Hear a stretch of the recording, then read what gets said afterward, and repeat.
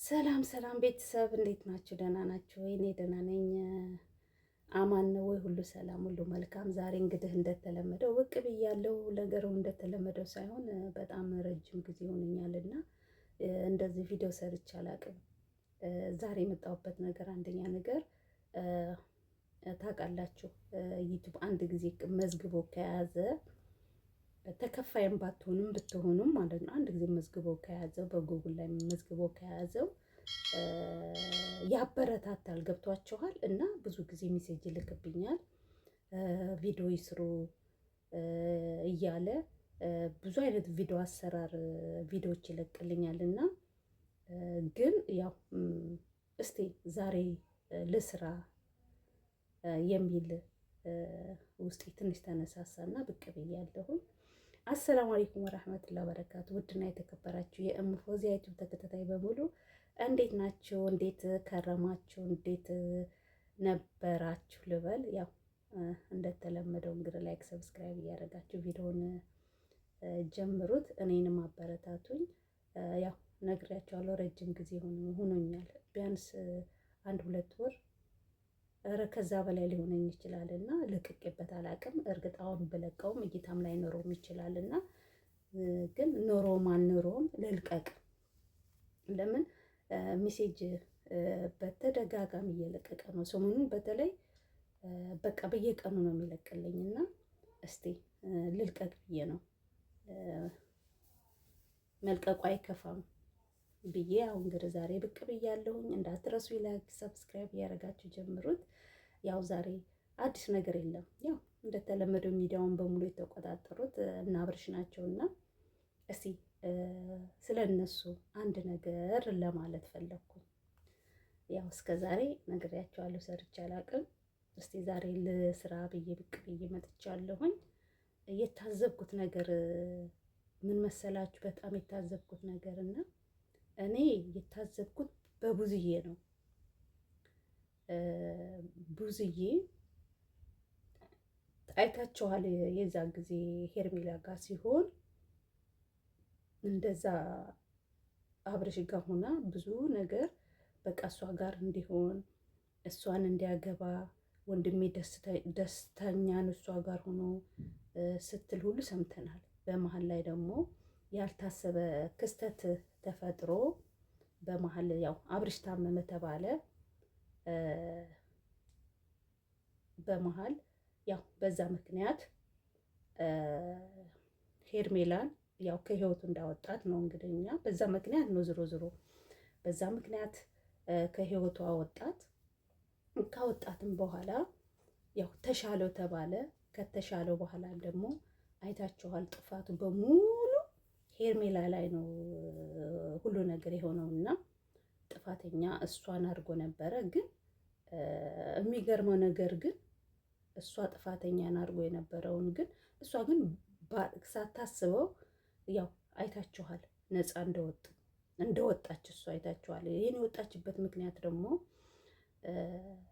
ሩታ ከሄርሜላ ጋር ታረኩ ብላ እርቅ ፈጥረው ብዙ ነገር እያደረጉ ነበር። አብርሽም ብዙ ነገር ብሏቸው ነበር፣ በጣም ብዙ ነገር እና ሴት ልጅ እንደዛ እስከሚባሉ ድረስ እኔ ራሱ በጣም እየሰቀጠጠኝ ነበር ማየውና እንደዛ አዋርዷቸው። ግን በመሀል ላይ ደግሞ መልሳ ሩታ እኔና ፍቅርተ ተመካክረን ነው ይሄን ነገር ያደረግነው።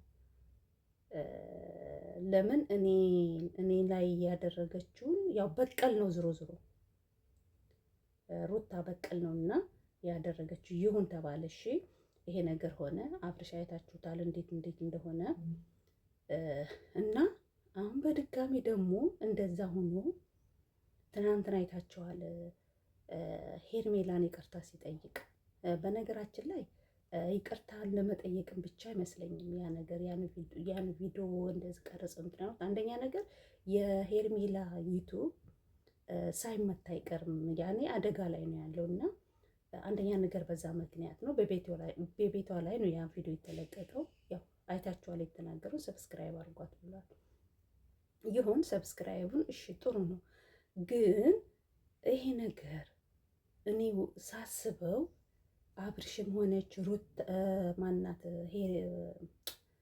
አብርሽም ሆነ ሩታም ሆኑ እነሱ ስራ ቢዝነስ ነው እንጂ ያዙት እውነት ተጣልተው ነው። እኔ ጥያቄ ነው የፈጠረብኝ። ለምን ፍቅርተም ስትመጣ ዩቲዩቧ ስንት እንደነበረ አይተነዋል። እሱ ጋር አንድ ሳምንት ያክል ቪዲዮ ስትሰራ 100,000 ነው የገባችው ወደ አሁኑ። እሰቡት እንግዲህ ሄርሜላ አሁን ቪዲዮዋ ተዘጋባት። ዩቲዩቧ ለተወሰነ ጊዜ እንትን ብሏል እና አሁን ሄርሜላ ስንት ደርሳለች? እሰቡት እንግዲህ ከአንድ ተነስታ እኔ ሳየው ስንት ነበር? 20 ምናምን ነበር፣ 25,000 ምናምን ነገር ነበረ። ምናልባት ዛሬ ማታ 50,000 ገብቶ ሊያድር ይችላል፣ አይታወቅም። እነሱ ስራ እየሰሩ ነው ያሉት። እኔ የሚገርመኝ ለመዳም በቃ እንደኛ አይነቶች የመዳም ቅመሞች በእነሱ እርስ በራስ መጣላት ምን ይሉታል? እኔ የሄርሜላ ደጋፊ ነኝ፣ እኔ ሩታ ደጋፊ ነኝ፣ ሩታ ጀግና